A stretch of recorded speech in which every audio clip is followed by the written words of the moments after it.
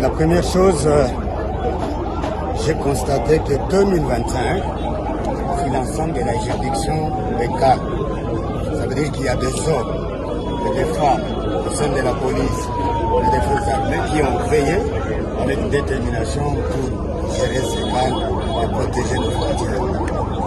Ensuite, il était l'occasion pour moi de rappeler la mission des forces armées et de la police et de mettre toutes les unités, les soldats et les officiers en alerte pour être prêts à répondre à toute provocation d'où qu'elle vienne.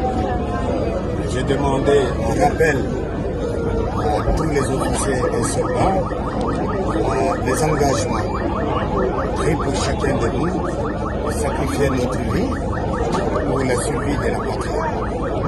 Je leur ai dit que moi, comme commandant, les jours que je serai au devant de tout, au front, que personne d'entre mes collaborateurs, officiers ou soldats, aura le droit de fuir.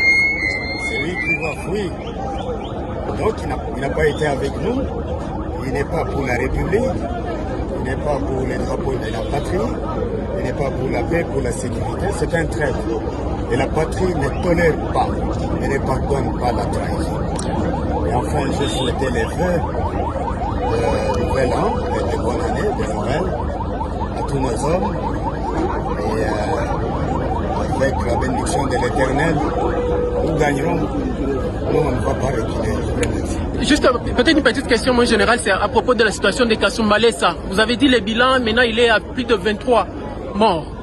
Et vous avez mis en garde même certains militaires qui seraient peut-être cités. Non, j'avais dit qu'effectivement le bilan s'élève à 23. Il y a 22 hommes et une femme. Et j'ai dit que Dieu doit m'aider pour que parmi ces criminels, il n'y ait ni policiers ni soldats. Parce que le châtiment sera plus grave. J'espère qu'il n'y a aucun militaire, il n'y a aucun policier parmi les coupables. Il y a certains civils qui sont déjà arrêtés, les enquêtes continuent et nous allons châtier tous ceux qui sont là. Merci.